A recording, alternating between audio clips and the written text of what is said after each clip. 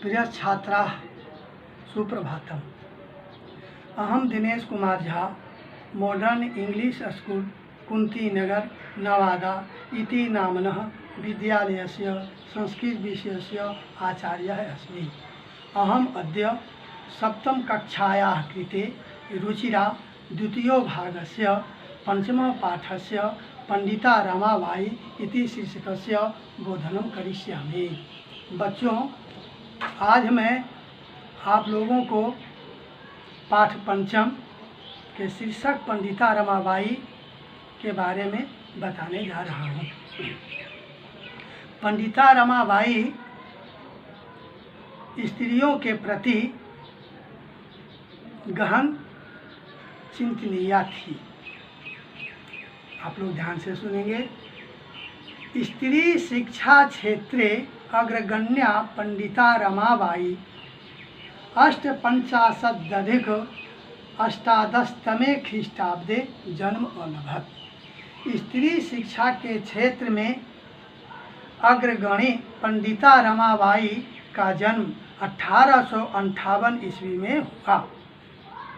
तस्याः पिता अनंत शास्त्री डोंगरे, माता च लक्ष्मीबाई आस्ताम। उनके पिता अनंत शास्त्री डोंगरे और माता लक्ष्मीबाई थी। तस्मिन् काले स्त्री शिक्षाया स्थिति चिंतनीया आसीत्। उस समय स्त्री शिक्षा की स्थिति चिंतनीय थी। स्त्रीणां कृते संस्कृत शिक्षणं प्रायः प्रचलितं नासीत्।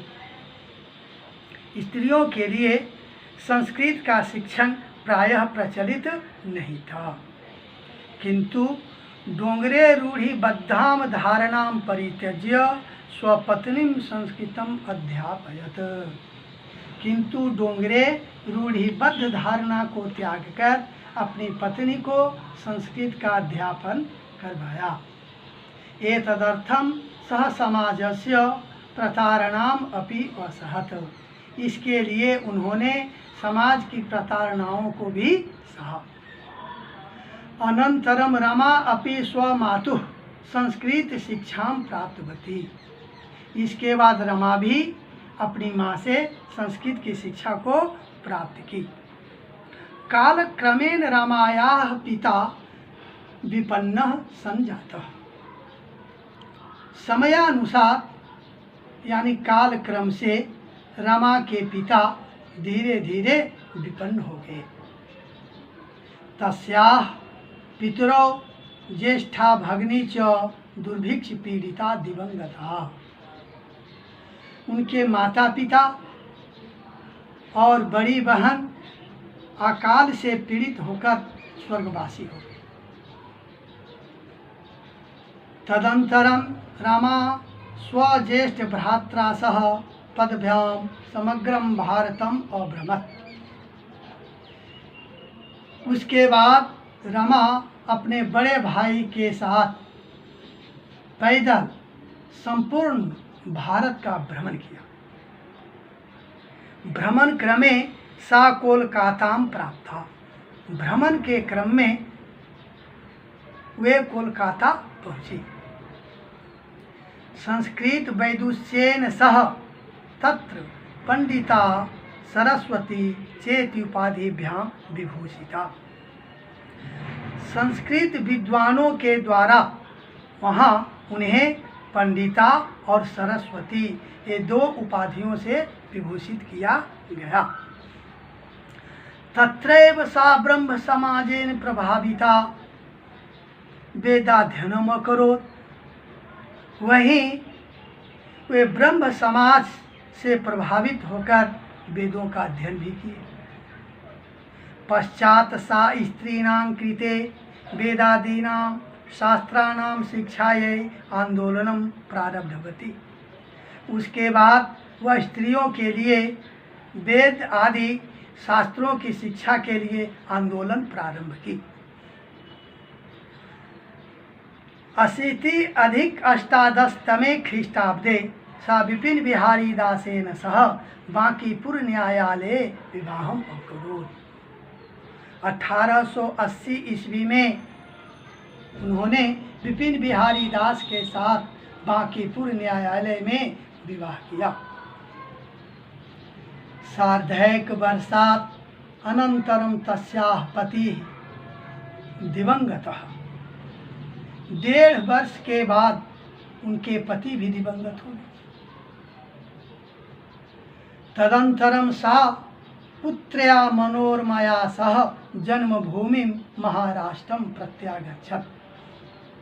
उसके बाद वे अपनी पुत्री मनोरमा के साथ अपनी जन्मभूमि महाराष्ट्र को लौट आई।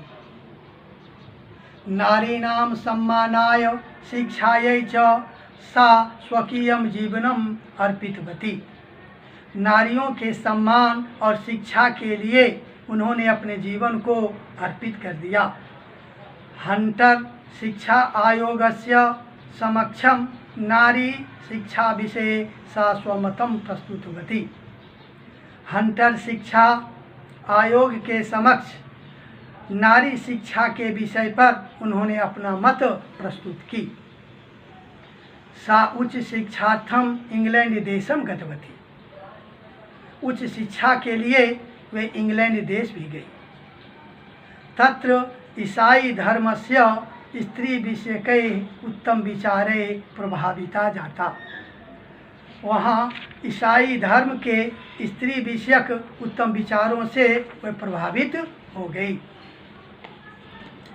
इंग्लैंड देशात् रमाबाई अमेरिका देशम अगच्छत। इंग्लैंड देश से रमाबाई अमेरिका देश गई। अत्र सा भारतस्य विधवा स्त्रीणां सहायतार्थम अर्थ संचयम अकरोत्। वहाँ उन्होंने भारत की विधवा स्त्रियों की सहायता के लिए धन संग्रह किया। भारतम प्रत्यागत्य मुंबई नगरे सा शारदा सदनम अस्थापयत। भारत लौटकर मुंबई नगर में उन्होंने शारदा सदन नामक संस्था की स्थापना की।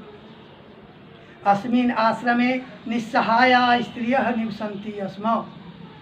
इस आश्रम में निस्सहाय स्त्रियां रहा करती थीं। तत्र स्त्रियः मुद्रण, टंकन, काष्ठ कलादीनांच प्रशिक्षणम अपि लभन्ते स्म। वहाँ स्त्रियां मुद्रण यानी छपाई, टंकन यानी टाइपिंग और तथा काष्ठ कला आदि का प्रशिक्षण भी प्राप्त किया करती थी। परम इदम सदनम पुणे नगरे स्थानांतरितम जातम। परंतु यह सदन पुणे नगर में स्थानांतरित हो गया। ततः पुणे नगरस्य समीपे केडगांव स्थाने मुक्ति मिशन नाम संस्थानम तया स्थापितम।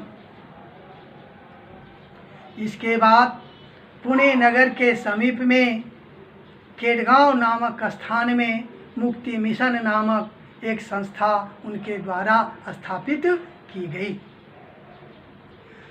अत्र अधुना अपि निराश्रिताः स्त्रियः स्वसम्मानं जीवनं यापयन्ति।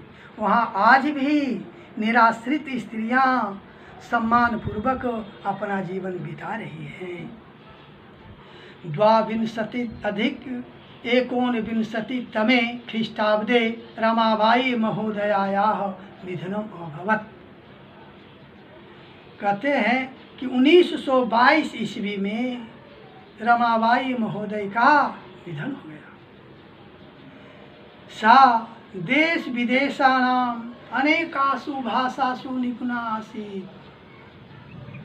वह देश विदेश की अनेक भाषाओं में निपुण थी। समाज सेवायाः अतिरिक्तं लेखन क्षेत्रे अपि तस्याः महत्वपूर्णम् अवदानम् अस्ति। समाज सेवा के अतिरिक्त लेखन क्षेत्र में भी उनका महत्वपूर्ण योगदान है। स्त्री धर्म नीति हाई कास्ट हिंदू वीमेन इति तस्याः प्रसिद्धम रचनाद्वयं वर्तते। स्त्री धर्म नीति और हाई कास्ट हिंदू वीमेन ये दो प्रसिद्ध रचनाएं उनकी हैं। बच्चों, आप लोगों ने इस पाठ का अर्थ का गहन अध्ययन जरूर किए होंगे। आप लोग इसके शब्दार्थ को याद करेंगे तथा ये वीडियो को सुनकर इसका सब्सक्राइब जरूर करेंगे। धन्यवाद।